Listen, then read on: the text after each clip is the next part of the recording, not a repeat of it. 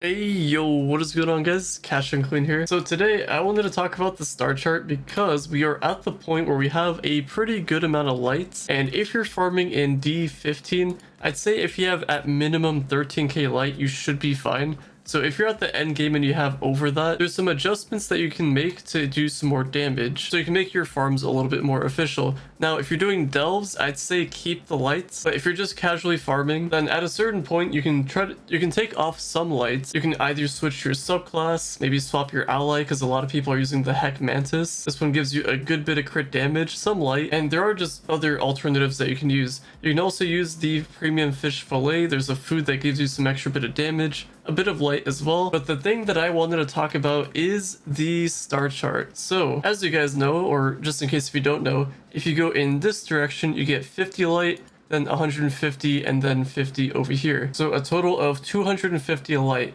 So this is the main strategy here. You guys do not have to get that light. You can just not go for that node. And if you're wondering which ones to take off to replace them with, well, I guess let's give you guys some options, because at the end of the day, this entire star chart is kind of optional at this point. Well, not completely, but for some parts it's optional. If you guys want to copy my star chart, I have physical damage, and then I go down over here with some damage, and then some more damage down here, and then I have some other stuff over here. Now, the main thing that I wanted to talk about is a couple nodes. So going in this direction, I'd say keep it, because you get critical hit damage. You'd probably want to keep the damage.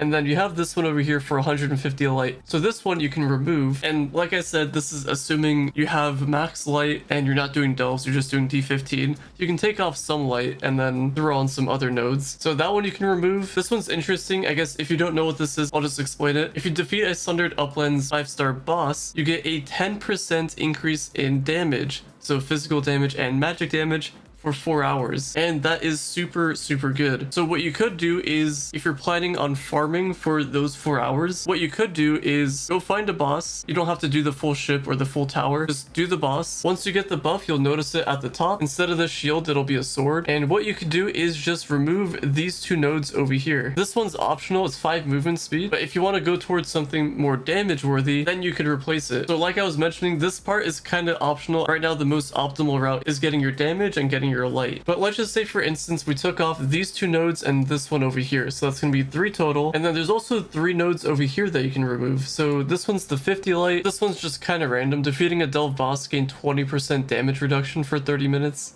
Like, yeah, I guess it's cool, but you don't really need it. Like, what's the point of damage reduction? You're just gonna get one shot, or the enemies just won't do enough damage.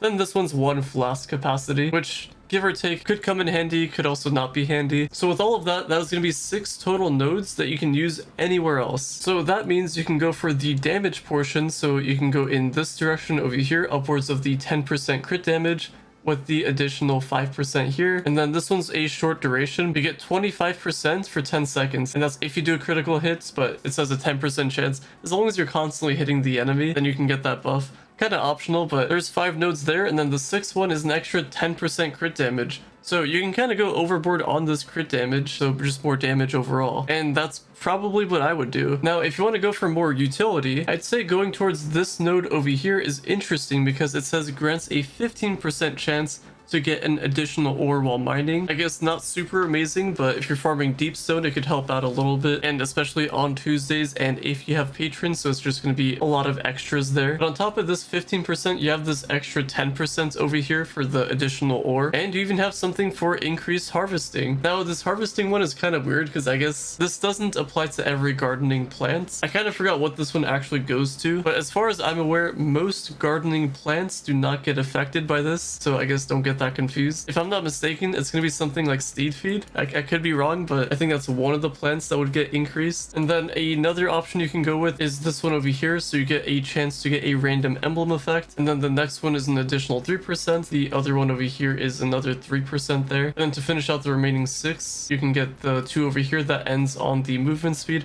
Or if you don't want to get those, you can end up getting some movement speed going here and then going in this direction to get that movement speed. And then to finish out, you can get this one, this thing over here, where it's a 10% chance to gain a flask charge when using a flask. So every time you press Q or whatever that is on console. So there is a lot of options with this star chart, and like I said, there isn't like a correct answer. It just depends on what you really need. Like, let's just say, for example, you needed to level up your classes still. to level 30, then I guess you can go in this direction to get your experience gained. And there's another one over here, and going all the way up to this direction to get some more XP gained. I haven't really tried this, to be honest, so I don't know how OP it is, but it does seem like they add up. And if you apply that to your Saturday and also XP week and patron and a double XP potion, I think you can go really ham on that XP. And the other thing I want to mention is that this is for people that have max light. So if you don't have max light, I'd recommend just doing something similar to what I got going on. So I main physical damage classes, so that's why I have the physical damage here, and then I have like a bit of both here for magic damage and physical, and then this stuff is pretty important as well. But if you guys are curious about the extra critical damage over here, I could redo my build just a little bit and show you guys my damage overall, and that is mainly going to be for D15 farming. I could just do it on a 5-star dungeon to show you guys, but if only qubits were farmable, then I can just easily make videos like this. Alrighty, so I did just that. I ended up doing the crit damage build, and by the way, this is the buff that you would get, the Sundered Uplands one. So there might be a way to get more coefficients. I mean, I have a lot of physical damage and critical damage. Just don't worry about the critical hit. I'm using Heck Mantis, Premium Fish Fillet. I have crit damage on all the pieces. They're all max. I'm using the Bard subclass. Everything is 90315. They're all max Mystic, and that right there gets me to 84 mil coefficients. I guess there's like another thing I can do, but for the most part, that's kind of where we're at. I wonder if there's like another direction I could have gone to do a little bit more damage, but I guess we're just doing a test. So either way, let's do a quick 5-star dungeon. Let's do some damage on the enemies here. Let's see how we do. So Chris Skull, let's see the damage. That's pretty good. Just my basic attack, nothing else, nothing fancy. And I guess I would test it on Ifera, but I think it'd be better to actually have lights when doing Ifera. But yeah, the damage is so nice. I mean, I'm just used to us not being able to do much damage before, and us just now doing a ton of damage. Like if I swapped all of my stuff to Solarion, like this would easily be a one-shot, no questions asked. Like Solarion would easily one-shot, just like that. That's what Solarion would do. And then the clams, is the clam gonna be easy? It's pretty easy, yeah. Didn't get one-shot. Oh, double clam. Let's see. Oh my god, dude, annihilated the clam, easy peasy. So yeah, that's pretty much that. Then we open the vault and we get 3 plus 1 4. Wait, what? Okay, wait, now I'm confused. Okay, I don't know if that was 3 or 4 from the vault. That should probably be 4. I'm on the PTS where they buffed the sparkling keys. That does not look like it got buffed if it was 3, but I guess if it's 4, then that's fine. I don't know. Regardless, the main point of this video is that you guys can change the star chart if you're an endgame player and if you have max lights. You can feel free to swap stuff around depending on your need. It's kind of crazy though. If I swap to Scorpius, I go to 70 mil, and then the Heck Mantis, it like brings me up to 84 mil, just like a ton of critical damage. And I guess, I don't know, I would do it with other classes, but I think you guys can already imagine. I mean, I already did my damage test video, so just add a little bit of extra damage to that and that's what it would be. Also, I'm kind of curious, if I press Q, oh my, 210 mil. That's with the Marshall emblem there. And then the boomerang, oh my, 109 mil. And luckily the PTS was here, so I was able to spare myself some qubits and stuff. But if there's something you'd like me to try out build-wise, let me know in the comments down below. There is one more that I do want to try later on, but I'll get to that one later on. But on that note, that is going to be all for today's video. If you guys have enjoyed, please drop a like, as it does help out the channel a lot, and consider subscribing. It's free, and you can leave whenever you want to. And on that note, I'll talk to you guys later. Also, one more thing I didn't know about the build is that if you trigger the Bard buff, I guess we'll just fight a few enemies to get it to trigger. So we're looking for the red one. So I guess I'll fight a few enemies. I'll see if I can get it. But you'll notice, yeah, there it is. So my coefficient jumps to 96 mil. And I kind of want to see what that's like with the boomerang, and maybe even I press Q. It goes away kind of fast, but I want to see if I can kind of catch it. Wait, what am I doing? Marshall emblem. Okay, let me fight a few enemies. I'll see if I can get that for you guys. So 96 mil and 125 mil, and then 343. I saw it. It went to 343. So that's kind of a lot of damage.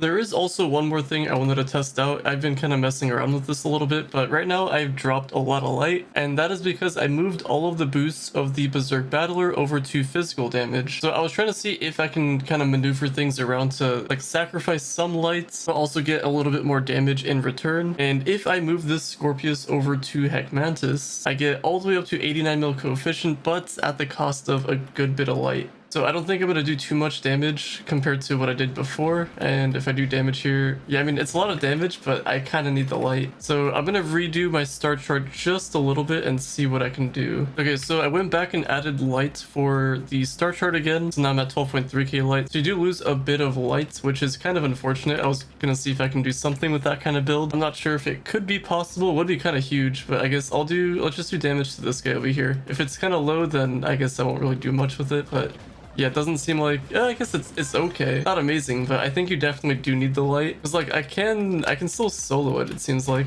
I think it'd be more efficient to do it the other way. But yes, I guess, yeah, it's a little bit slower. So I guess that's not worth doing. Definitely have the light. And one final thing I want to talk about. I thought I brought it up somewhere in the video, but the attack buff over here. This is from the Sundered Uplands 5-star boss. So just in case you guys don't know how to do it, I'll just show you real quick. So go over here to D14 or 13, whatever you can solo, so you can find a 5-star dungeon. So once you're in Sundered Uplands, just make sure you find a 5-star dungeon. So this is a tower. You can also do it with a ship. I think tower is probably a little bit easier for just trying to solo this. I guess it doesn't really matter. So activate that and then just do all of the objectives for the first wave. Only tricky part is actually finding out where they actually are, so you can do the objective.